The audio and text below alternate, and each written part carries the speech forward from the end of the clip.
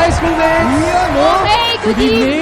Good evening sa inyong lahat. Yan, sa schoolmates. Nandito pa rin tayo sa San Beda College, Mendiola. Episode natin to, ha? So, ano dito. nga ba yung last time na episode natin? Jules, Miko? Siyempre, yun yung tinalakay natin ng extrajudicial killings. At napakahaba ng topic natin at napakainit talaga. Mabigat kasi diba? talaga yung issue. Mukhang madami akong nasabi doon, ha? Patayan yun eh. Oh, Buhay yung tsaka pinag-uusapan brutal natin. yun, oh. And Very I'm sure, brutal. isa na namang mainit na talakayan ngayong Sunday night ang inyong masasaksihan. Oo, Pero abangan Kat, yan. siyempre, kamusta ba yung crowd natin dito? Ang alin? Yung crowd natin dito, kamusta? Ay, naku, kamustahin natin yan. San Beda! Mga bedista! Hello! Kamusta? My schoolmates! Ayan! Ayun! Alam mo, ever since, sobrang impressed talaga ako sa uniform ng San Beda. Ang ganda, no? Ang ganda kasi. Ako din! Di ba naka-vest sila? Parang yung na- dating, eh, no? Hogwarts Parang yung dating. Ang parang ganda. taga-ibang bansa. Tama, Meron ba? oo. At para mas malaman pa natin kung ano nga ba ang meron dito sa San Beda, tinur tayo dyan ni Jules. Kaya panoorin natin ang School Tour ni Jules. Welcome to San Beda College!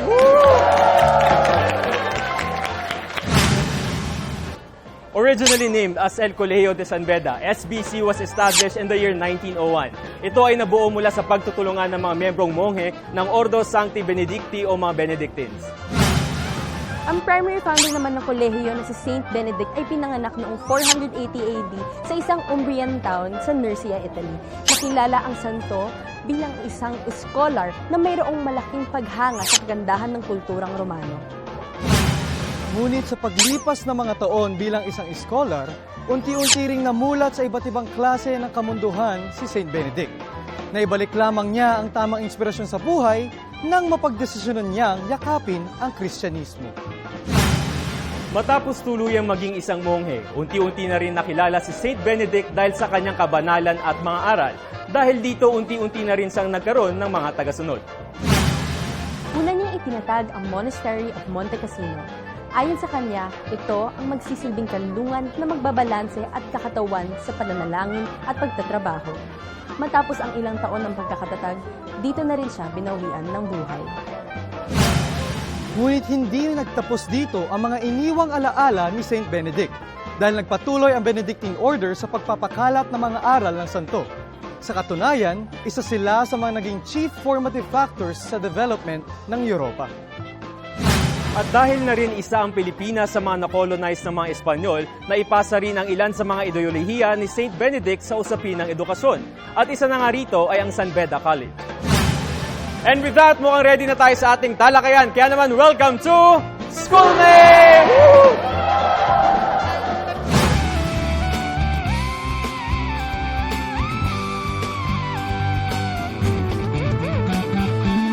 Isigaw ang tinig mo, ihayag sa buong mundo ang karapatan, kalayaan.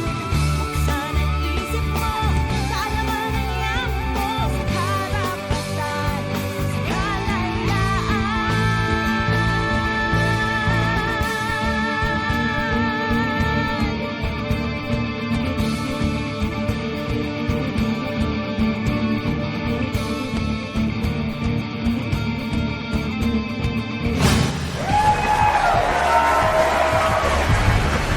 Alright, good evening sa inyo mga schoolmates. Nandito pa rin tayo sa San Beda College, Mendiola. Yun, oh! Woo! Mga schoolmates! Hello! Bedista! Ganda talaga ng uniforms nila. Pero syempre, kung last week, di ba sobrang ganda ng discussion natin dito about extrajudicial killing. Sobrang bigat doon. Tiyak na tonight, sobrang exciting ng ating discussion kasi sobrang controversial ng ating pag-uusapan. Mamaya makakasama tayo mga debate teams dito sa stage. Pero hindi magiging kumpleto ang ating talakayang pangkabataan kung hindi makakasama ang ating mga bedan sa schoolmates dyan sa audience. Makakapagbigay kayo mamaya ng views, thoughts, at saka opinion nyo about sa topic natin this week. Tama yan, Kat. At ako naman ang makakasama nyo mamaya dyan sa ibaba. Pero hindi lang tayo rito ang may opinion at may pananaw dahil kasama rin natin ang ating mga netizens sa Twitter at Facebook. Kaya naman i-follow nyo lang kami para mamaya po isend nyo ang inyong mga komento. Isa-isa po namin yang babasahin mamaya. Okay, Miko, Kat, ano nga ba itong trending issue natin pag-uusapan? Narito po, panoorin natin.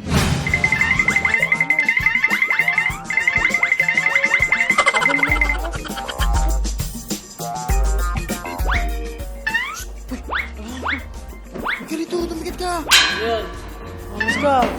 Gusto mo nga to. Ay naku, Congressman Rodel, mayayari tayo dyan, hindi po. Ano mo ba?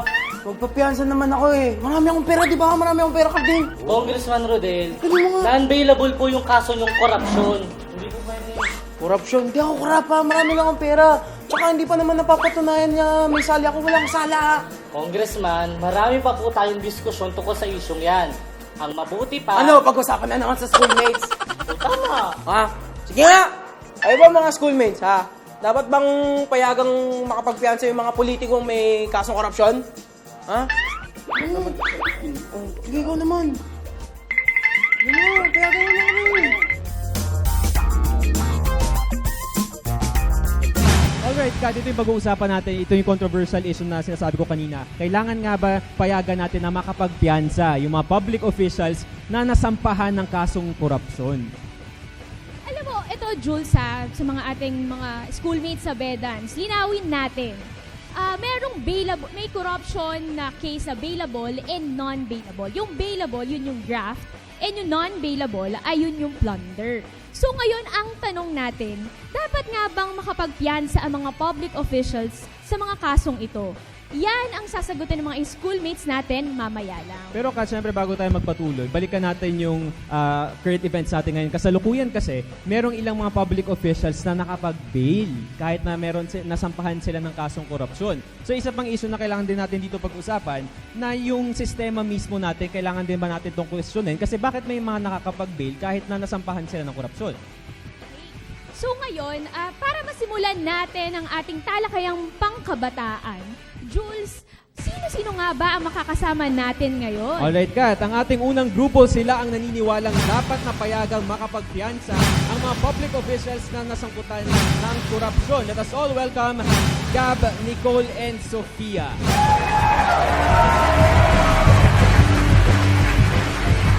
Okay, eto naman ang mga grupong naniniwalang hindi dapat payagang makapagpiyansa ang mga public officials na nasampahan ng kasong korupsyon. So, let us all welcome Jonas, Ralph, and Chico.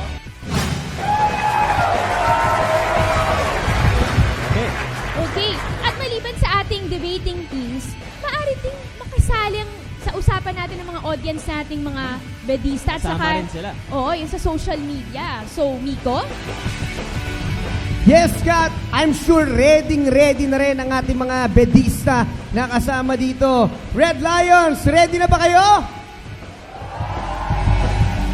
Pero para mas malaman natin kung ready na ang mga bedista na kasama natin dito, pwede ba makarinig ng inyong cheer? Okay, in 3, 2, 1...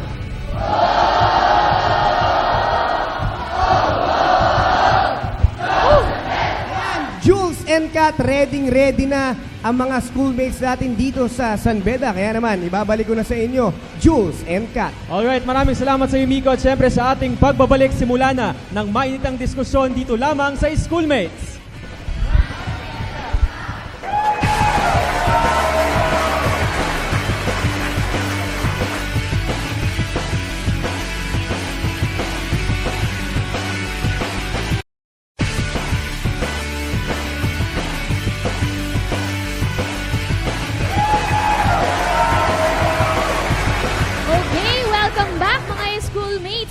Before the break ay nakilala na natin ang mga debate teams natin, yung pabor at hindi pabor, ukol sa issue na kung dapat nga bang payagang makapagpiyansa itong mga public officials na kinasuhan ng mga corruption-related cases. Okay, Kat. So at this point, bibigyan natin ng tigda 2 minuto ang bawat team leader ng bawat team at tigwa 1 minute naman para sa kanilang argumentation or sa kanilang constructive speeches. Alright, so to start our debate, simulan natin yan sa pro-bail team.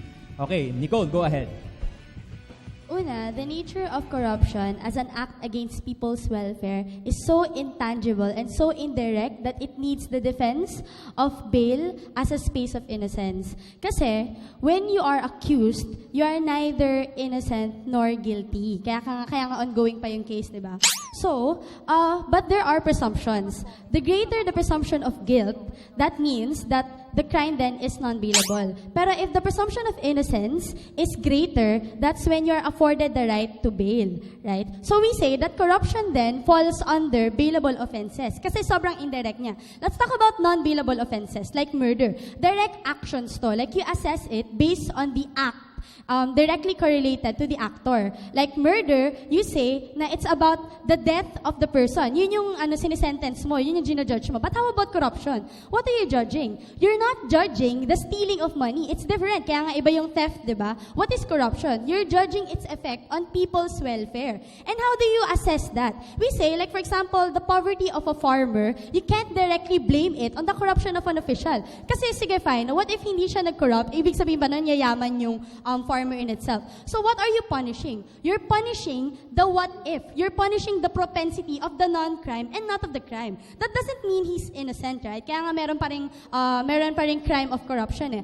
Pero we say that the propensity or the presumption of innocence is greater on our side. Why does he need bail? Kasi kailangan niyang i-prove yung innocence niya more. Kasi what is he going to serve in the end, right? We say that you're going to serve the crime for something that's so intangible, right? Especially, sobrang vulnerable niya na sa scenario na to. When you say that someone or an official is corrupt, you say that you already are judging that official. So lalo na, when he is behind bars, he is vulnerable against societal discrimination. So kailangan niya ng defense. Kailangan niya to search for his own defense. Kailangan niya that kind of protection. As much as we want a state that's very retributory or a state that will prevent further corruptions from happening, we want a state that is fair. What does that mean? We want a state that will give the protection for these already vulnerable individuals. We say that we want a state that's going to be there as the fairest arbiter and not one who judges the already judged. Alright, thank you so much, Nicole. Okay. Nice to start our debate. Mahaba-haba okay. yun.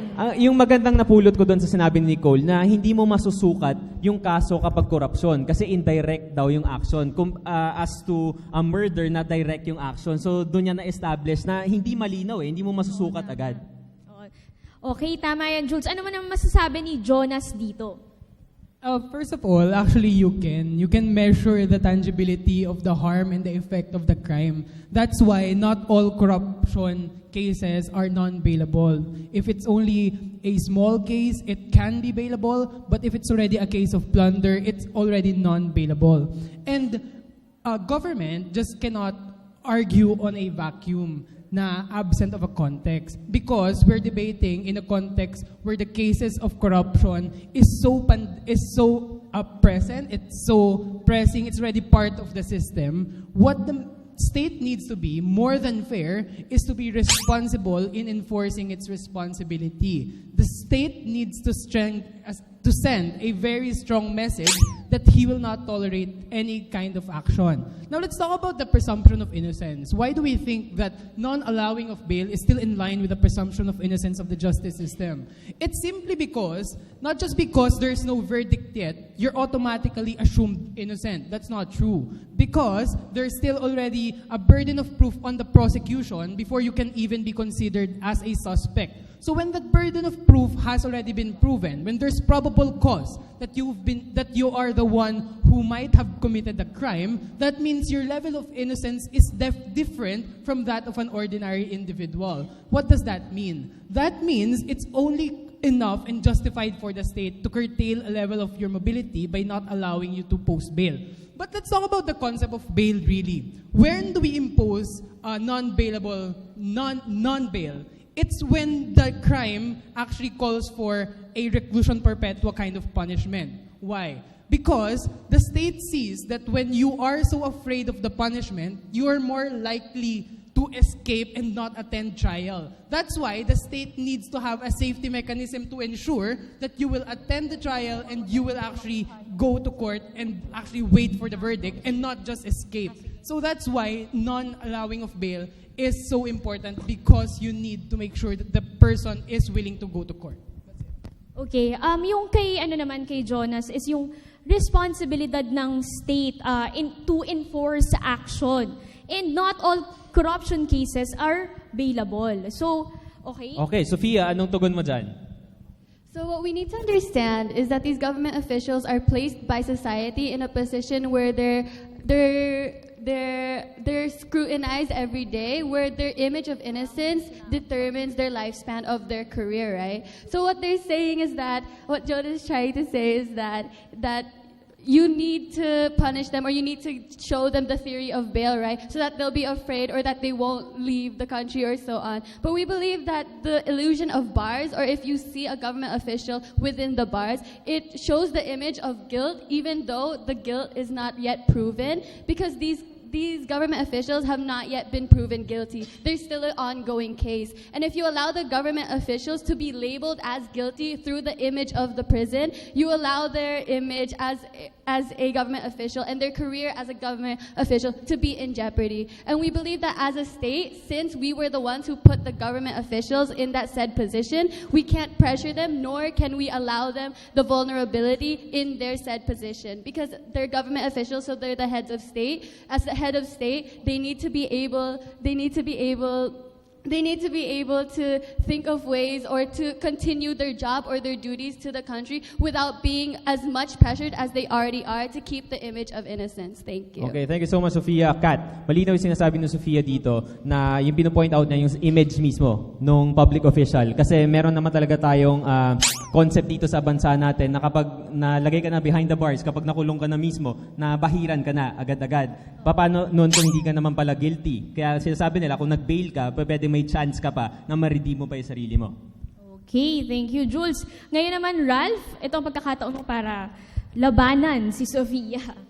Firstly naman, regardless whether you are given bail or not, you are still presumed innocent because that's your constitutional right. Pangalawa naman, posting bail is something subjective, depende on the discretion of the court. So, it's still for the court to decide if you deserve that bail or not. But kaya nga tayo may unbailable offenses, for example, murder, corruption charges, kasi it assumes that your intention to commit a harm is something that the state wants to charge or acknowledge, right? Kaya, if we are going to allow bail on these corruption charges, for example, it's a dangerous message that we are trying to forward. Kasi, what we are going to move is we're going to give more protection to those individuals who are presumed to be corrupt vis-a-vis the need of accountability for the people. In that sense, we are more as the state or the government, we are leaning towards giving these individuals more protection, and I think that's very dangerous, especially when you need to present accountability to your people as well.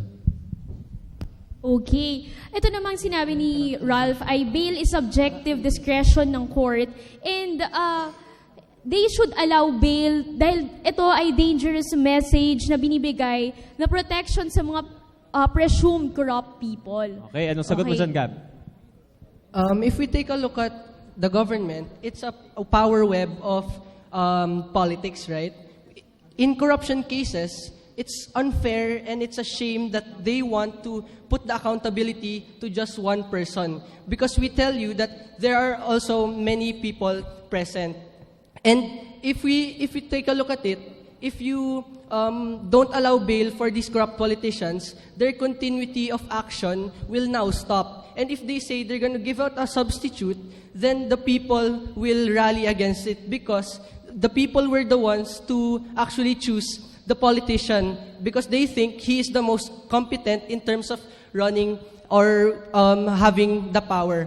And if we take a look at corruption, it changes a politician once you label him as a corrupt politician or someone who's actually committed graft and plunder. So we tell you that we should give this option of bail to these individuals because they still have a value at the end of the day. Thanks. Okay, thanks, Gab. Okay, yung value mismo ng public official ang pinupunto ni Gab dito. Kasi paano nga ba naman kung, let's say, nakulong na itong public official, so maaalis siya sa posisyon niya, tapos papalit, let's say, naalis si mayor, si vice mayor yung papalit, posibleng hindi mag-agree yung constituency dito kasi yung binoto nga nila yung mayor doon because tinatrust nila na siya yung mag-lead doon sa city nila or sa municipality nila. So basically, yung value ng tao yung pinupunto ni Gab. Okay. Now, Jico? Anong masasabi mo dito? Alright, let's keep it simple, right? The reason why these people can't bail is mainly because they did heinous crimes. The previous speakers already assumed that they could just change their lifestyles overnight, right? Like, okay, let me spend a couple of days in jail. I'm gonna change my life forever. That's not how life works, and that's, spoiler alert, that's not how society works, right? So the reason why we wouldn't want to give them bail is once that they were alleged corrupt or what have you, they already had this intention of stealing from the government or going against the people. So in the event that you actually give them bail, what are the chances they won't revert to their old state, right? What are the chances that they won't do what they already did, especially now that they have more mobility? Why do we have to give them bail to begin with, right? The reason why we're not supposed to give them bail is for them to change their lives or for them to learn the lesson, right? How is this gonna happen? It's only gonna happen when they serve their time in prison and when they think their lives over, right? With all of that being said, thank you. Okay, Jacob, thank you. Ang sinasabi naman niya, kaya ayaw nila ng bail ay makakasigurado ba tayong etong corrupt official na to masastop na siya sa gagawin niya? Hindi. Patuloy pa rin siya sa gagawin niya at saka hindi lang yon. Ang gusto nila kaya no bail ay para mabago din to change their lives, di ba? Okay, ngayon kunin naman din natin ang mga opinion ng ating mga bedans na schoolmates. So, Miko? Thank you, Kat. Ayan na, napapatunayan na talaga ng mga bedista kung gaano sila kagaling at katatalino. Palapakan naman natin yung ating mga debaters. Diba? Constructive speech pa lang nila, matindi na, nagkakainta na agad. Kaya naman palakpakan din natin ang bumubuo ng faculty ng San Beda dahil sa inyong pagturo ng magagandang asal at talino dito sa ating mga estudyante dito. Okay, so ito na ang punto na alamin naman natin kung anong masasabi ng mga bedista dito. Okay, sinong gusto magtanong? Ayan, sige, kapatid, dito ka.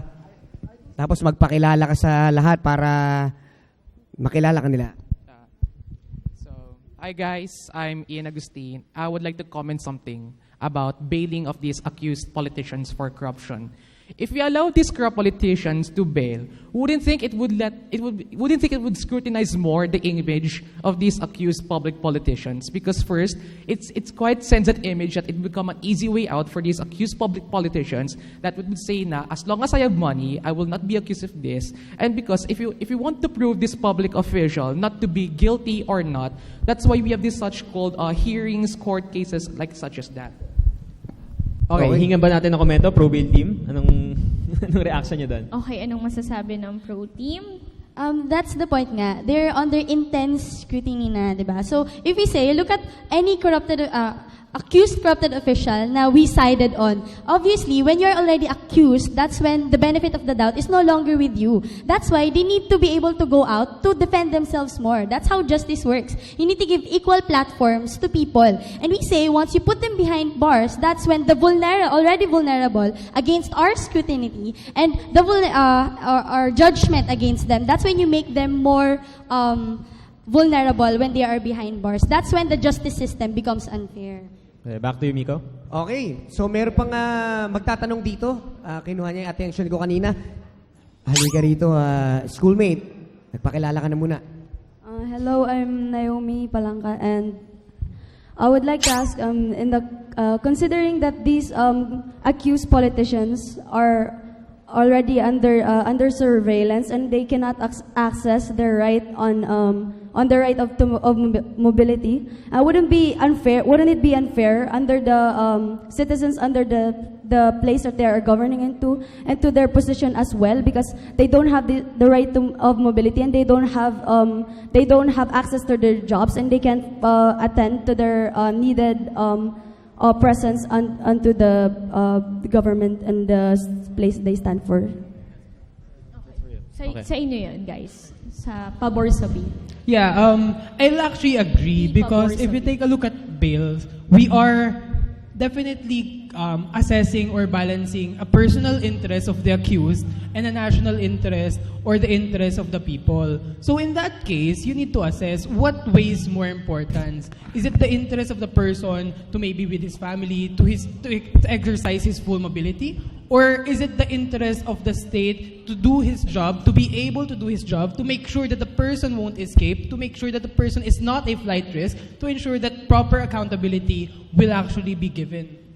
Miko? Maraming salamat sa ating mga teams at sa audience natin. Pero kasama din natin ang ating mga netizens sa Facebook and Twitter. At ito na ang mga pinadala nilang mga opinion. Simulan natin kay Joel S. Kalueng. Dapat hindi na. Para kung sino man ang gustong magnakaw pa uli, magdadalawang isip na. Ito ang ating pangalawang message. Galing naman kay Nicole Ferrer. Yung karapatan ng mga taong gumagawa ng kasalanan, masyadong pinagtutuunan ng pansin. Paano naman ang karapatan ng mga taong nagpapakahirap para makatulong sa bansa natin na mabigyang halaga yung ginagawa nila? Be fair. Desisyon ng mga kurakot leaders na yan ang magnakaw. So, dapat nilang pagbayaran yan. Matindi ang mga binibitawang salita at pahayag ng ating mga netizens din na nakasali dito sa ating topic ngayon. Magpadala pa kayo ng inyong opinion. Just like us on Facebook and follow us on Twitter para lahat po kayo ay kasali. Back to you, Jules and Kat. Okay, salamat Miko. So sa pagbabalik natin, marami pa tayong dapat pag-usapan. So stay with us dito lamang sa Schoolmates.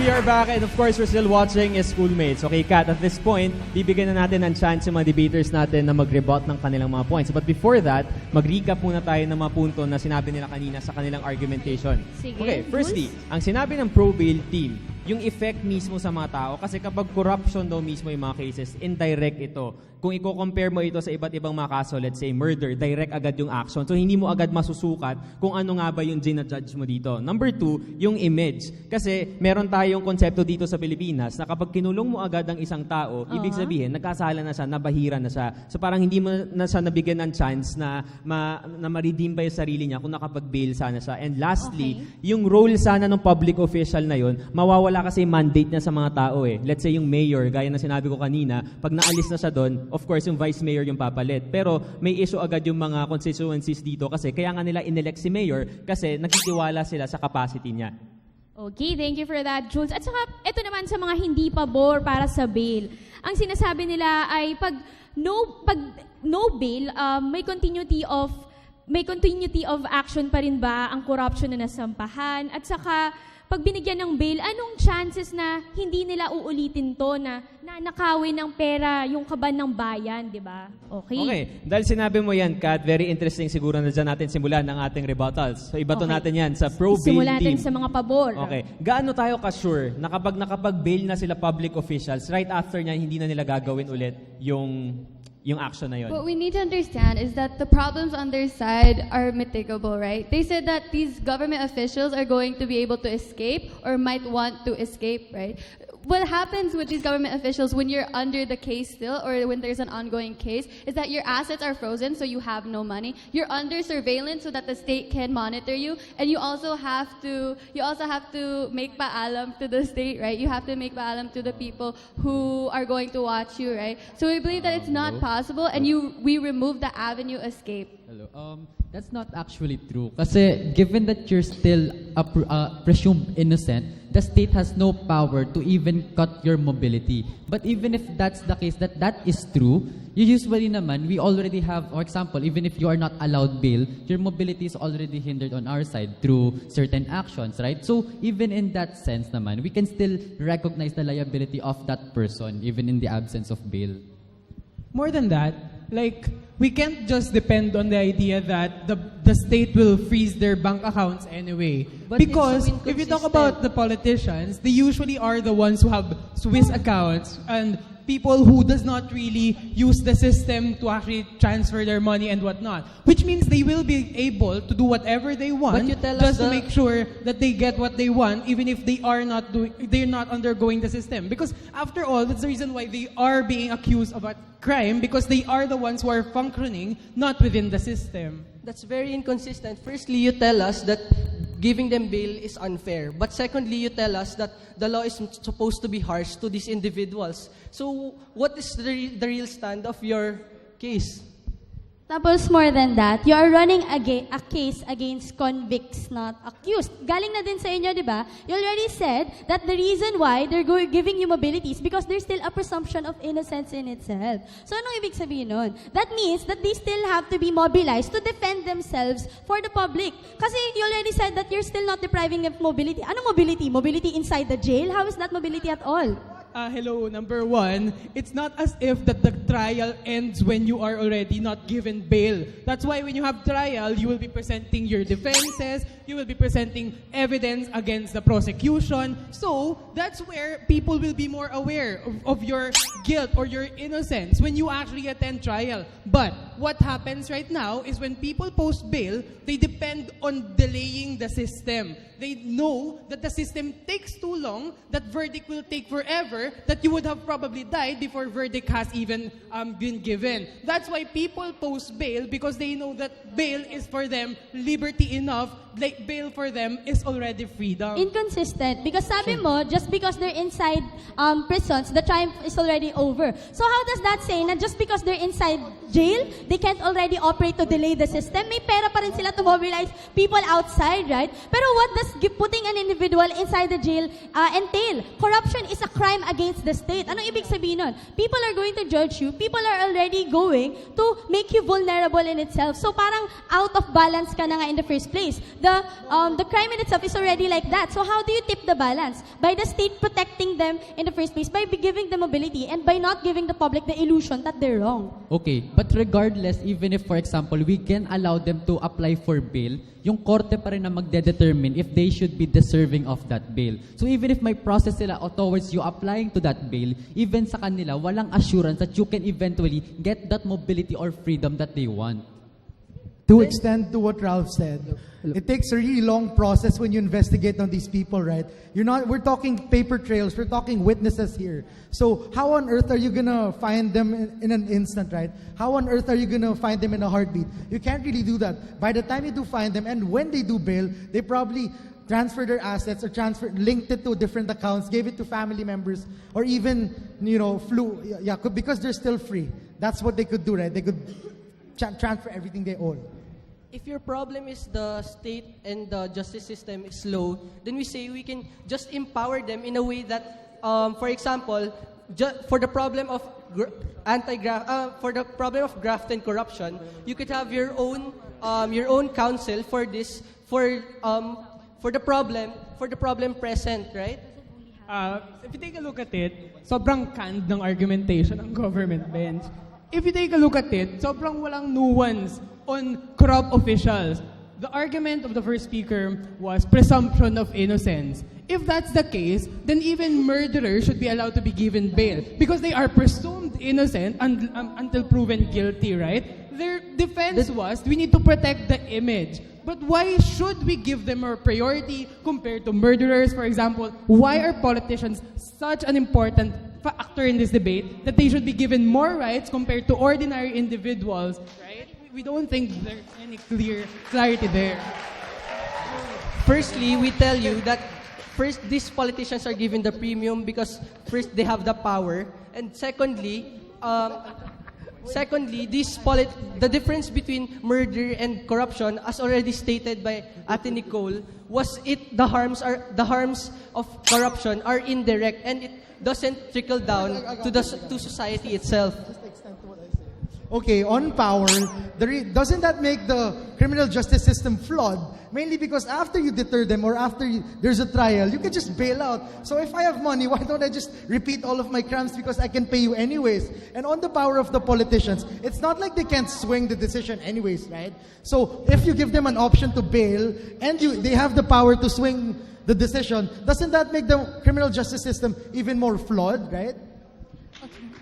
Here's the thing that you need to understand, that these people that these government officials are in a position already where they're already vulnerable. When there's an ongoing case, because what you're saying is that they're going to keep repeating the crime, they're going to keep repeating what made them to go through that case in the first place. But the thing is, there's already an ongoing case, there's already investigation or a survey already happening. The assets are already frozen, they're already subject to vulnerability by the state already. What we're trying to do is not to put too much of a harm towards the government officials, because that's creating a double jeopardy to their image and to their career path in the end when you prove them as not to be guilty.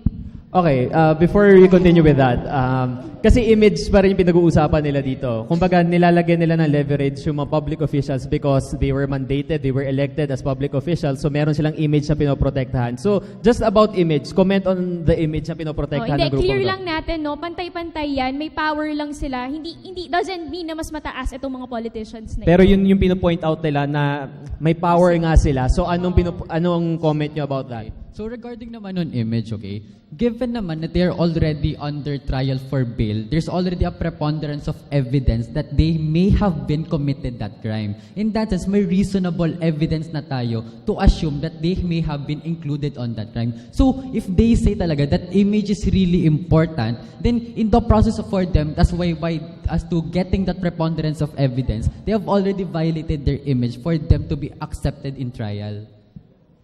Okay, still on Okay, image. Do you still anong want to masasagot mo, defend Nicole? on that point?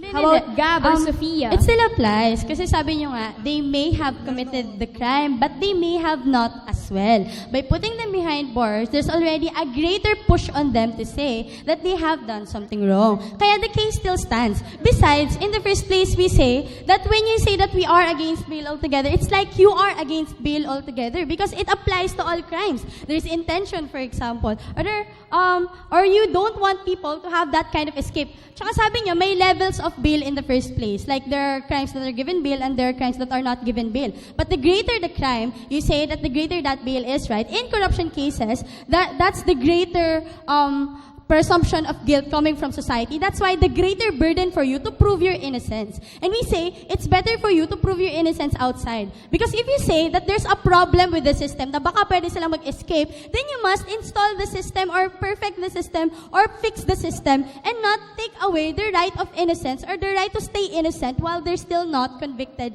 in the end of the day. Kayo guys, anong masasabi nyo sa sinabi ni Nicole? Okay.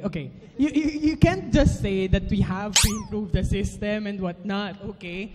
What you need to tell us, with this kind of broken system that cannot respond to what the society needs, to what accountability calls for, what are you willing to do? Are you going to side with the society calling for justice, or you're going to side for the politician with probable cause, with a level or extent of evidence that he might have actually done the crime, with history telling you that politicians in certain contexts, especially the Philippines, are likely to be corrupt because they are already part of a system which is already corrupt? What are you willing to do? Are you still going to protect the image? Jonas, or are you going to take a strong stand against we never that? said that we're going to remove the crime of corruption. Siyempre may process pa rin, di ba? May due process pa rin for them to be convicted in the end. That's why we say that you have to give them the proper defenses for them to defend themselves and not judge them before that. All right, I'll cut you there, okay? Okay, Sorry. masyadong mainit ang ating talakayan. Thank you so much, but we have limited time. We didn't want to cut you a while ago kasi sobrang tuloy-tuloy yung arguments. So congratulations for that. Maganda yung daloy ng discussion. But we need to cut you there. Meron pa tayong final statement later. So i-save nyo na lang doon, final statement.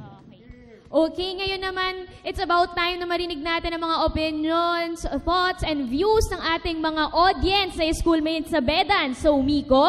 Thank you, Kat. You know, I was expecting this na talagang mahabang usapin ito.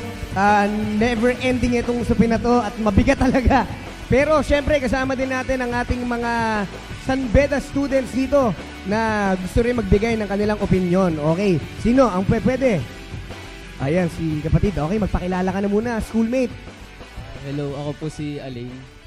And mga comment ko lang po ay parang mas napapasangayon ako ngayon sa anti. Kasi parang mas napoprove nila yung point na na parang Di ba parang yung... Wala ako, yeah. Sige, ano ba yung para sa'yo yung talagang nagmarka sa puso mo sa sinabi ng team nila? Kasi dun sa sinasabi nung sa pro, parang nagkakaroon ng chance na maulit nila yung ginawa nilang mali. Hindi naman porket nakapag-bail, innocent na sila, di ba? Yun lang po. Okay, maraming salamat, Alain. At kasama din natin ang ating mga netizens na nagpadala ng kanilang mga mensahe. Okay, eto na. Dumako na tayo kay Esteban Togib Semiano. Para po sa akin, payag ako na magpiyansa ang isang politiko na may kaso ng korupsyon. Pero, kailangan times 2 sa ninakaw nila ang dapat na ipiyansa nila. Uy, interesting yun. Ito naman, galing kay Mary Joy Kabiling. Kailangan pa bang i-memorize yan? Haha. Meron pa talagang ganun eh. Hindi na nararapat pang payagan magpiyansa ang mga politikong korap. Sa pagkakatanda ko, non-bailable ang kasong ito. Kaya nakaka-bitter malaman na may ibang mga politikong pinayagan na magpiyansa. Napakaganda talaga ng ating talakayan. Pero marami pang mga debate ang mangyayari. Pagkatapos na itong break na to, magbabalik po ang #1 debate show ng bayan. Ito ang Schoolmates!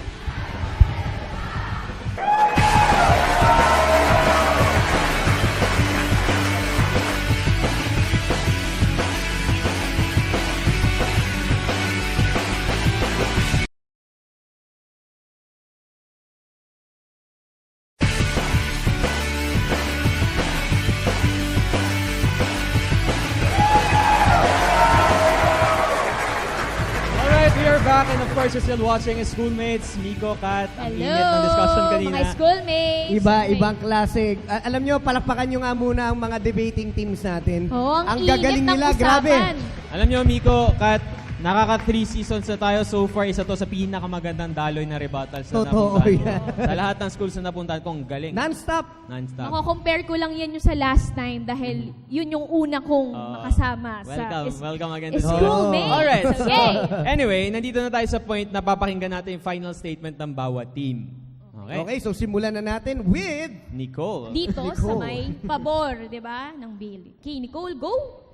I know it's very hard to accept the policy kasi this is a very anti-society motion, di ba? Pero we say that as a democratic society that takes to protect the vulnerable, we protect the poor, we protect the handicapped. Why don't we protect the ones we are already judging? We know is already in a very vulnerable position. Kayo mismo, di ba? From the very onset, you don't even want to listen anymore kasi galit na kayo sa mga accused of corruption in the first place. At least we must give them a chance to listen to them fairly and squarely. We want to be a fair democratic society, then let's be fair to those people. Hindi naman ibig sabihin that we are never going to convict them in the end of the day. If evidence are enough, they are going to be convicted. Pero at least first, we have to listen to them fairly. Let them mobilize on their own to prove to ourselves that they are not as, they might not be as guilty as we want, right? Kasi kung yun ang gagawin natin, then accusation pa lang, conviction na in the end of the day. And we say that's not fair for a democratic society. Thanks.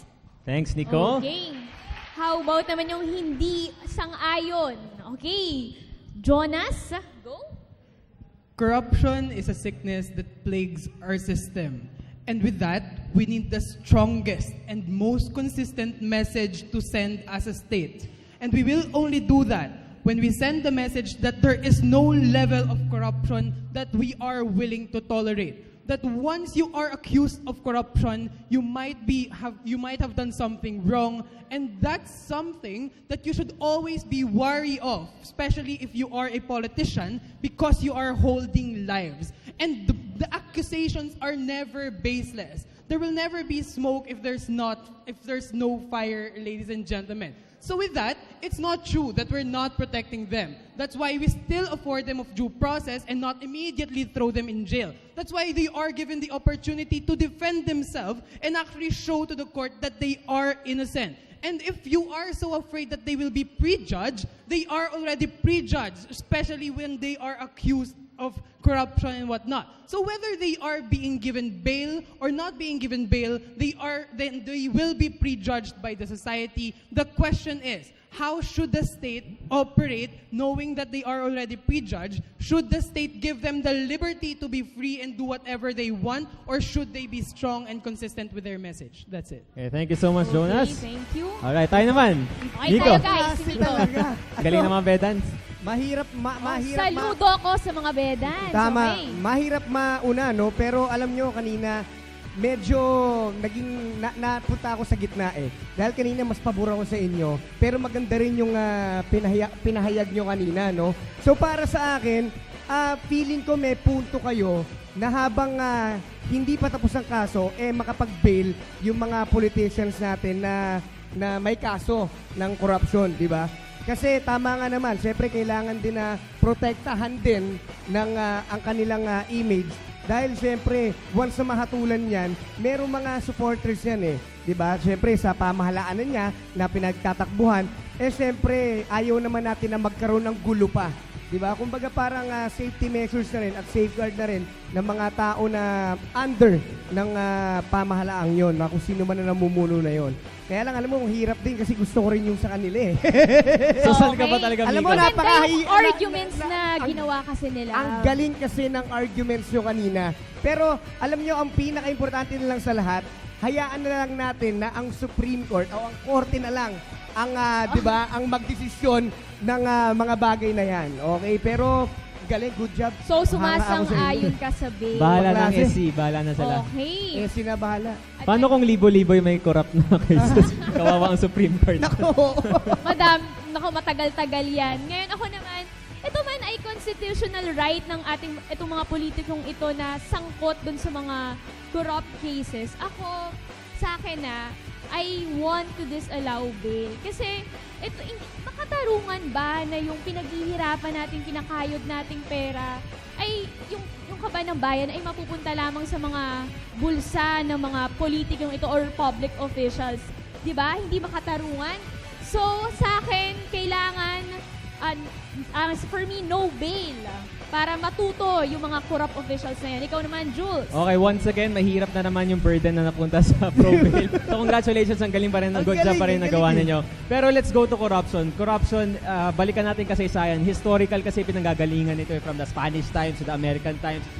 To the point na naging systemic na siya, sa sistema mismo ng gobyerno natin, nandyan na siya, up to the point na naging cultural na ang problema ng corruption. So it's very hard. So I think, since ngayon na cultural na ang problema ng corruption, what we need to do is a radical step to stop that. And by doing a radical step to stop that is by disallowing bail to all public officials na nakasuhan or nasampahan ng kaso pagdating sa korupsyon. Kasi sobrang dami na eh. 'Di ba? Nasa rankings tayo ng buong mundo na nabibigyan sila na ang Pilipinas na nasa rankings na ng corrupt country, 'di ba? Well, nag-improve ang Pilipinas ngayon thanks to the new program of Tuwid na Daan. Pero what we need to do is hindi maging selective ang ating judicial system, na hindi lang dahil nasa partido ng isang partido hindi na masasampahan ng kaso yung iba. So that's what we need to do to have a radical change. So for me, well, yeah, yun.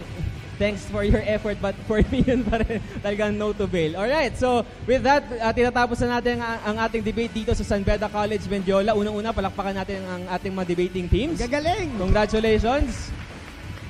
Alright, and syempre palakpakan din natin ang ating faculty ng San Beda, of course, for teaching our students dito sa San Beda na napakagaling. Alright. So thank you mga schoolmates sa ating mga bedans. At next week, may isa na naman tayong universidad na bibisitahin. So, abangan nyo yan guys ha. Okay? Again, palakpakan niyo po yung mga sarili. Palakpakan natin ang ating mga debate teams. Ngayon lang, sa pag-host ko ng schoolmates, nagbabago yung aking opinion. No? Kaya salamat din po sa lahat ng mga nagpadala sa Facebook account namin at Twitter account, at ipagpatuloy nyo pa ang pagsali sa amin dito sa schoolmates para may pakialam kayong lahat. Alright, pero siyempre gusto rin natin pasalamatan ang Maynilad para sa ating tubig na napaka-refreshing. Mga sponsors natin. Thank you so much, Maynilad. Okay. Yes, thank you rin po sa Jewels and of course to Albert Muto for my hair. Okay, ako naman Jewels in Apartment 8 for my clothes. Thank you to Nessa Stelia Salon and Ghost Gym. And And with that, ating tandaan sa bawat usapin, sa bawat issue, may boses ang kabataan. Kaya sumali, makinig at makialam dahil ang opinion mo ay mahalaga. Kaya naman sabay-sabay natin isigaw sa buong mundo, Schoolmates! May pakialam ka! Sigaw ang tinig mo, ihayag sa buong mundo.